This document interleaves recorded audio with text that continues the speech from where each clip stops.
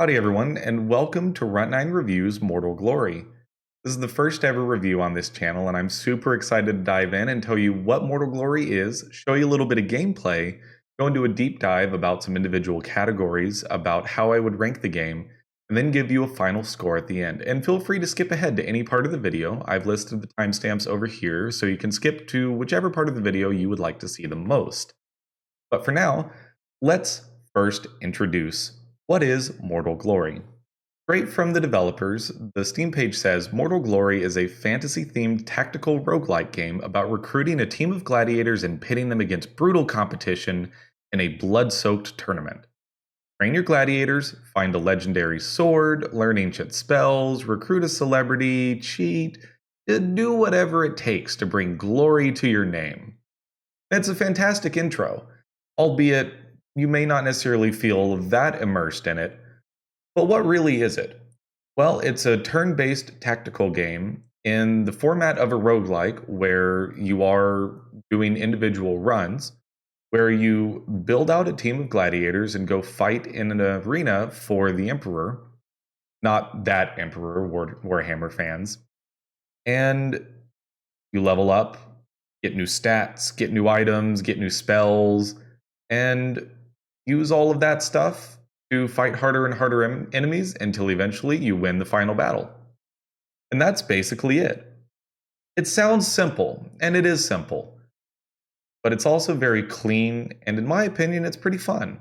So let's dive into some gameplay, take a closer look at the game, and then here in just a moment, I'll tell you what I think about it. Alrighty, so let's take a look at some gameplay here for Mortal Glory.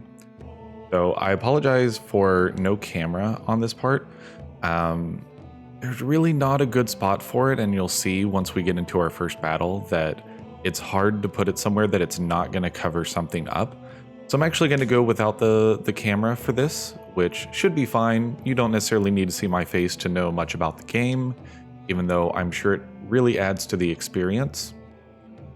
So this is the UI for Mortal Glory. You can tell that it's fairly cartoony, fairly basic. We'll dive into the options menu real quick. Not a lot going on here. You've got, sound effects and music controls. Video is your typical, do you want to go windowed or full screen, frame rate, a few different options there. Not 144, which is a little surprising, but it is what it is. Got your VSync. Got a few different gameplay options. I definitely recommend skipping the battle intro, and then turn indicators also seems pretty useful. And then you can mess with screen shake and blood, if you will. It's a pretty basic visual game, so I don't feel like much is missing here. I haven't found anything that I really wish was different. There's not anything that is like, hey, run battles at 2x speed or anything like that. Then you've got a bunch of key bindings if you want to play the game with hotkeys. For the most part, I tend to just use the mouse. Although I was today years old when I found out that there is an ability to toggle the grid. So let's just go ahead and click on New Game. So you have a couple different options here. You can go relaxed or normal. And really, I haven't ever tried relaxed because normal has always felt right at the right difficulty for me. But if you lose a couple on normal, it may not be a bad idea to dive into relaxed mode to kind of see where the difficulty for you is really going to work out and learn how the game works. You can set your team name, and then under challenges, you have endless mode, which I haven't unlocked yet, and additional glory, which if you click on that, you have these different glory levels, and I haven't really seen what they do. So we're not going to look at those right now, but just keep in mind that there are ways to increase the difficulty later on. So we'll just random something here. Shadows of Slaughter seems good, and then we'll go ahead and start game. And so it first pops up, and I'm not going to necessarily read through any of the text, but basically this is your manager. He gives you some starting gold.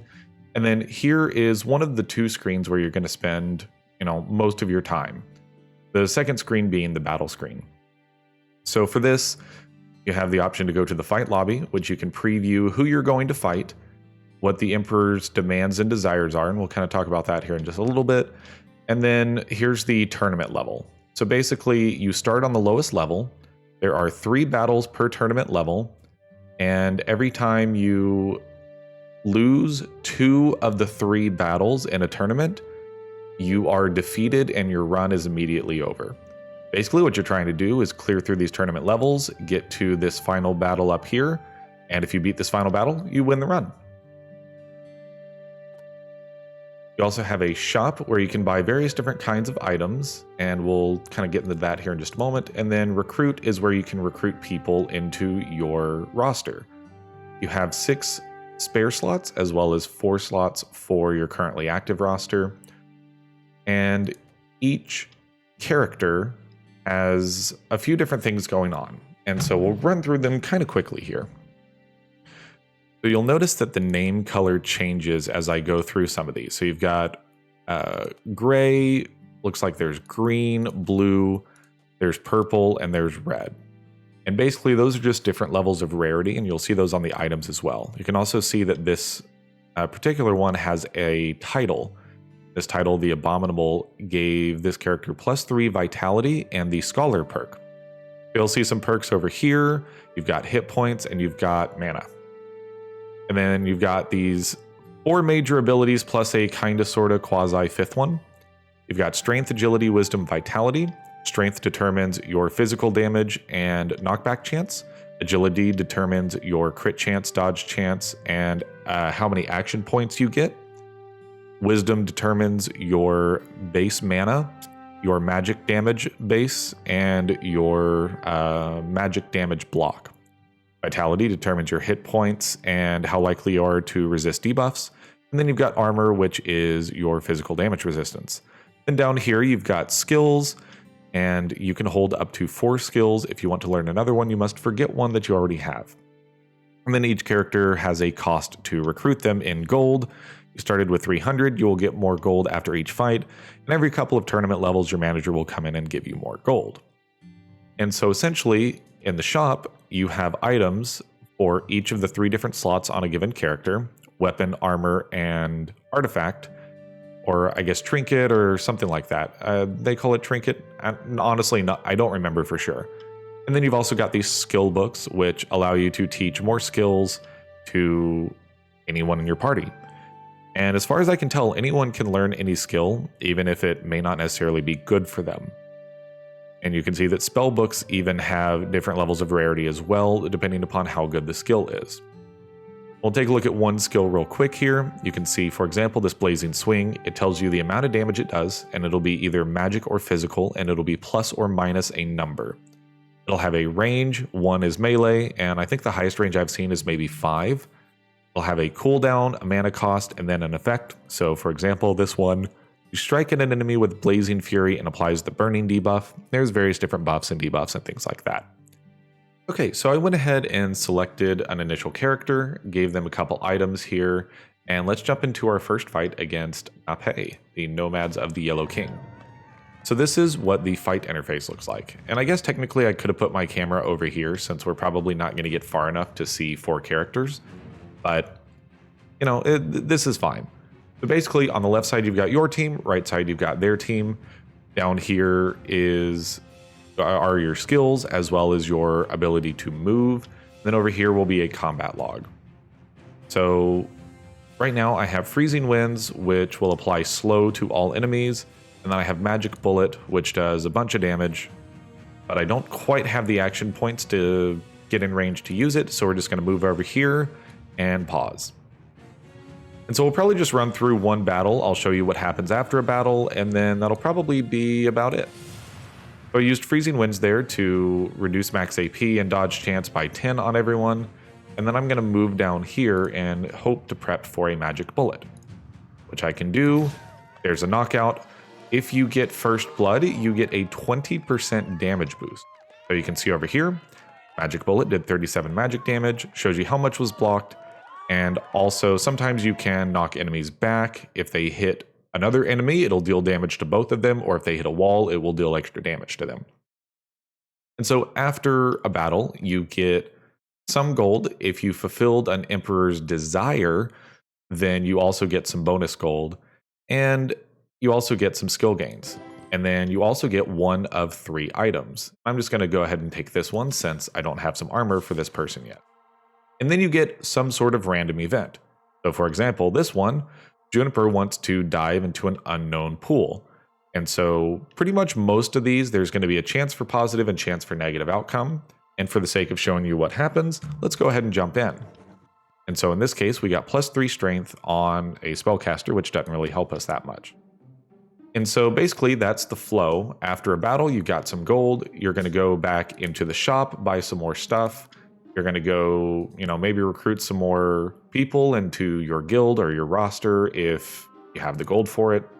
Then you can also go to the guild house. This is where you can see your inventory, move stuff around. And most importantly, this is also where you can train. So let's say I wanted to get more agility on Juniper. This is where you could spend some money, and every click is 1 point in that category. Okay, and the last thing I wanted to show you here is kind of what the demands and desires look like. So this is the first time after the first tournament was complete that a demand or desire popped up. And this will just give you kind of an example of what these might look like. So in this case, the Emperor doesn't demand anything, but he does desire a delayed knockout. And so it wants you to knock out an enemy unit with a debuff. So that's something like apply burning or poison or something like that that would cause them to die to a damage over time. So kind of like what I mentioned earlier, if you complete the desire, then you get bonus gold at the end. The demands can be very similar. It may be, quick knockouts only, or don't use any ranged abilities, or something like that. If you disobey the demand, then the Emperor does something random to your team that is bad. He may apply a debuff to everyone, or he may damage one of your gladiators, or something like that. So the demands have to be fulfilled. The desires can be fulfilled for some kind of bonus. So yeah, that's basically the gameplay itself. I mean, there is obviously more to the game, more tactics and strategy and stuff like that. The arena doesn't really change too much, just mainly where those pillars pop up. But essentially, you're just going to keep doing that, fighting battles, getting loot, getting new gladiators, gearing them up, and then fighting your way all the way to the top. Hi, welcome back. Let's talk a little bit more about Mortal Glory and what I think about it. So if you don't know how I do reviews on this channel, go ahead and check out the video in the description that I posted below. This goes through an introduction and some information on the format of Runt9 Reviews. But we're going to start with the cards system. That's core gameplay loop, atmosphere, replayability, difficulty, and support. And I will let you know that we are going to skip the support category. This game is in early access, and so, at least at the time of reviewing this, and so it is really early on. Thus far, the developer has been pretty active. They've added a couple new things, but it is still really early on in its lifespan. I do still think that the game is worthy of a review, and you'll kind of see why as we go through this, but I think at the moment it's too early to tell what the long-term support of this game look like. But with that said, let's go ahead and dive into the core gameplay loop. So in this game, much like most roguelikes, your core gameplay loop is the concept of a run. You go in, you get a team, you get items, level up, fight enemies, go through the tournaments, finish a run either by dying and losing the tournament or by winning and becoming the best gladiator team in the entire empire. So how fun is that repetitive run? I'm giving that an A-. And honestly, I think that it's hard for me to find a lot of things about the loop itself that I don't like. We'll get into some of the other categories about things that I do think maybe bring down the overall score of the game just a little bit. But at its core, the ball of mechanics that keeps you playing and makes you just kind of cling on to the game is just so clean, well put together, and in my opinion, just a ton of fun. Ultimately, the concept of go into a battle, win the battle or lose, get a new item, which is one of 3 choices, and a lot of times there's going to be multiple choices that you want. You get some sort of random event, then you're going to go to the shop, or you're going to recruit new heroes, you're going to make your team better and stronger, go fight another battle, rinse and repeat all the way to the top. It's good. It's fun. The battles themselves are fantastic. The tactics are there. Like, you need long-term planning throughout a battle, or you will lose. And at the same time, when you execute a strategy perfectly and a little bit of RNG helps, lucky crits have won me one or two battles here or there. But when you execute a strategy, it feels good. You feel proud when you executed the tactics that you set out to do. Going into battle with that fancy new artifact tier or legendary item you got and seeing it in battle, 25% knockback chance, and you whack somebody all the way into the other side of the arena, it feels good, man. Like, I don't know how to describe it other than that loop hits all the right dopamine receptors in my brain. You've got RPG elements, you've got min-maxing, you've got strategy, you've got tactical battles, the long-term planning of how do I build my run? How do I build these characters out? Am I going to go 2 ranged, 2 melee? Am I only going to have 1 melee and try to keep 3 ranged? Am I going to let people be squishy so that they can be more glass cannon? Or am I going to have just a big ball of hit points that I'm going to throw at the enemy and they're just going to lose by attrition? All of that is in the game already, and it's early on.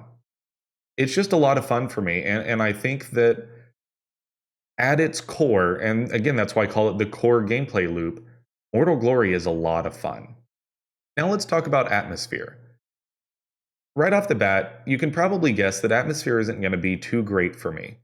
I think the pixel art is solid, all things considered, but I think the animations are weak. I think that overall the sound could be significantly better.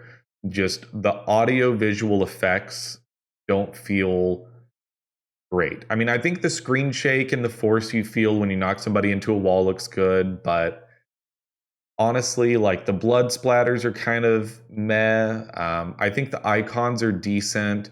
There's some UI issues. I think the UI could be cleaned up a little bit. And also, like, from an immersion standpoint, you don't really feel like you're a manager of a gladiator team. You kind of just feel like you're playing with a ball of mechanics. And for me, that's totally fine.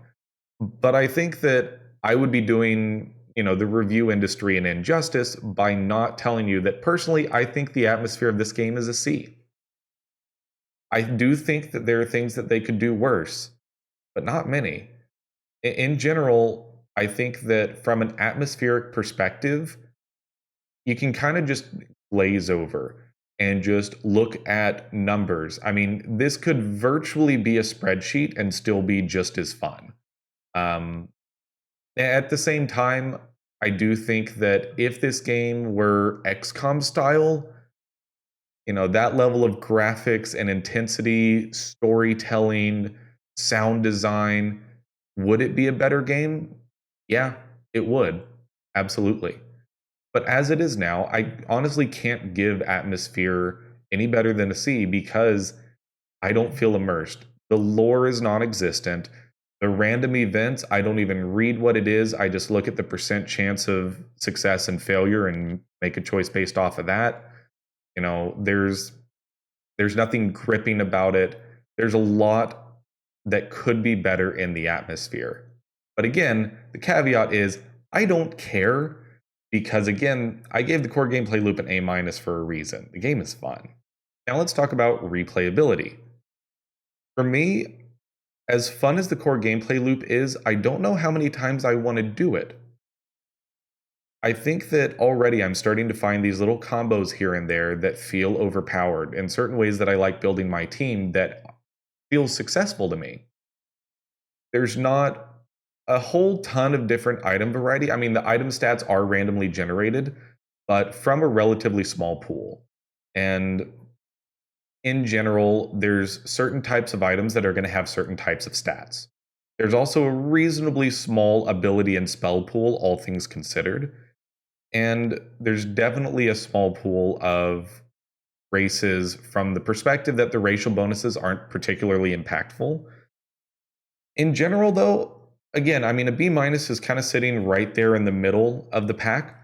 I don't think the replayability is bad either. I do think that you can certainly get a solid, 20, 30 hours out of this game, but I don't think the runs are different enough from one another that it's going to keep you coming back thirsting for more for years and years to come. At the same time, I do think that it's going to be quite a few runs in before it starts to feel stale.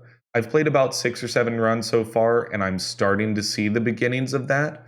So, yeah, I'm thinking that about that 20-30 hour mark is probably the limit for me in this game. And that's kind of why replayability is sitting at that B minus. Now let's talk about difficulty. I think the difficulty in this game is actually really well balanced. I gave it a B plus here.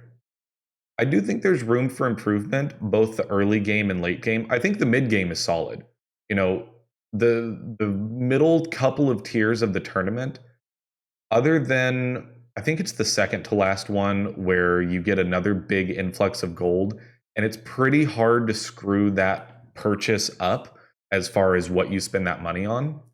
But that middle game, you start to see all of the choices that you've been making play themselves out.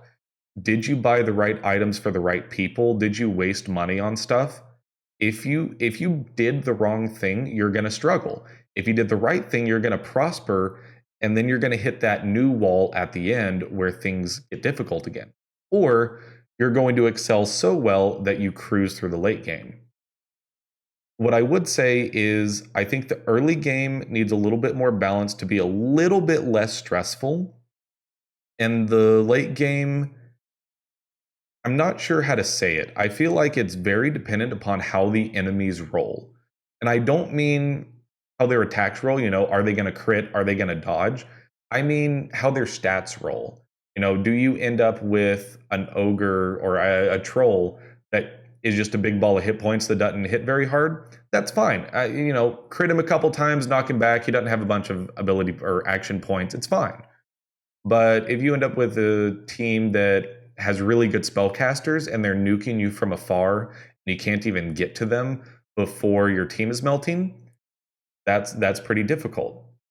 So I think the difficulty curve is really, really good. I think for the most part, you go into the early game, you get that little bit of stress. You feel like, I want all these cool items and spells and I just can't afford them.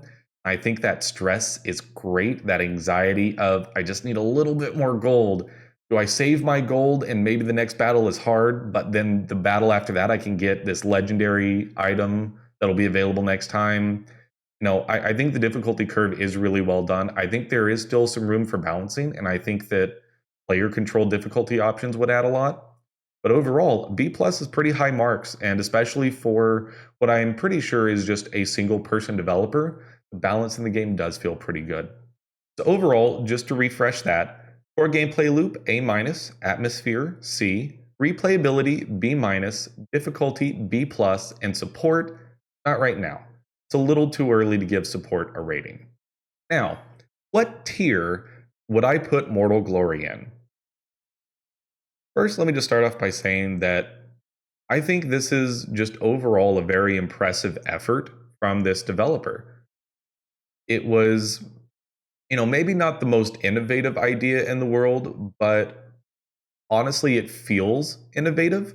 I don't feel like I've seen or played a game that does this format before, where you're doing this team building, you've got this roguelike atmosphere in this, arena brawler kind of thing. It blends things in a way that I don't think any other game has really done.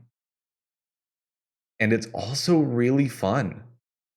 When I first picked it up, I just wanted to keep doing runs and start trying out different combos and whatnot. It's going to be a stream staple for me for sure. And so all that said, I'm going to give this game a special tier ranking.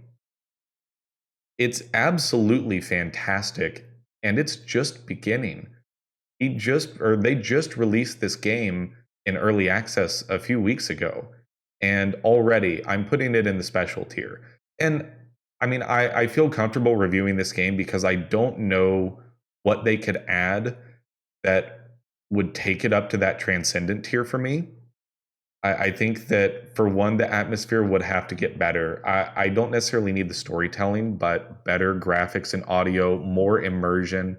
I think just in general, more of everything, more characters, more items, more spells, all of that would keep making it better. But the core gameplay loop itself, the context of a run, I don't know what they could do to to build that up to a level that I think this game would settle in as one of the best games of all time for me. That said, I am astounded at how good this game is right out of the gate. I think it's incredibly fun. It's very entertaining. It's hard to put down. Once you start a run, yeah, you can pause at any time, but you're not going to want to, is the thing. You're going to want to find out, can I get through that final battle? Am I building a good team? You're like, you want to find that out. And I think that there's so much to like about this game. There's so much room for it to get better over time as well. And I know that I'm going to keep a close eye on it for sure. And for me personally, like I said, it's going to be a stream staple. I'm going to keep playing it. I'm going to keep enjoying it. And also, at least at the time of talking about this, it's $8 on Steam. For $8, if you're a fan of roguelikes, if you're a fan of tactics-based games, if you're a fan of turn-based strategy in general, if you're a fan of RPG-style elements, if you just enjoy strategy and tactics, you got to pick this game up. I can't recommend it highly enough. It's absolutely a game that I would recommend wholeheartedly. And again, I'm putting it in my special tier. That is Mortal Glory. Anyways, thank you all so much for watching. I hope you enjoyed this first Runt9 Reviews episode.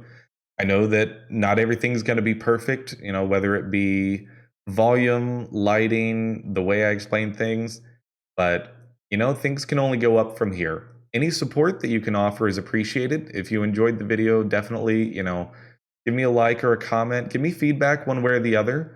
Honestly, I want to know what you guys think about this game as well. It's not getting a whole ton of buzz. There's only 146 reviews on Steam right now. 89% of them are positive, but I want to know what you guys think. Leave a comment. Definitely hit me up on social media at Runt9 Plays on Twitter, Facebook, and Instagram. And in addition, come check me out on twitch.tv/Runt9 Plays. I will probably stream this game every so often. I do streams on Mondays, Wednesdays, and Fridays. Mondays and Wednesdays, I go from 6 p.m. to 9 p.m. Central Standard Time, 1 game per hour, usually. And on Fridays is my special Friday 5x5. 5 hours, 5 games. The last game is voted on by you, the viewers. Come check that out. It starts at 5 p.m. Central Standard Time every Friday. But until the next Runt9 Reviews video, I'm just super excited to get this thing off the ground, and I'll see you later.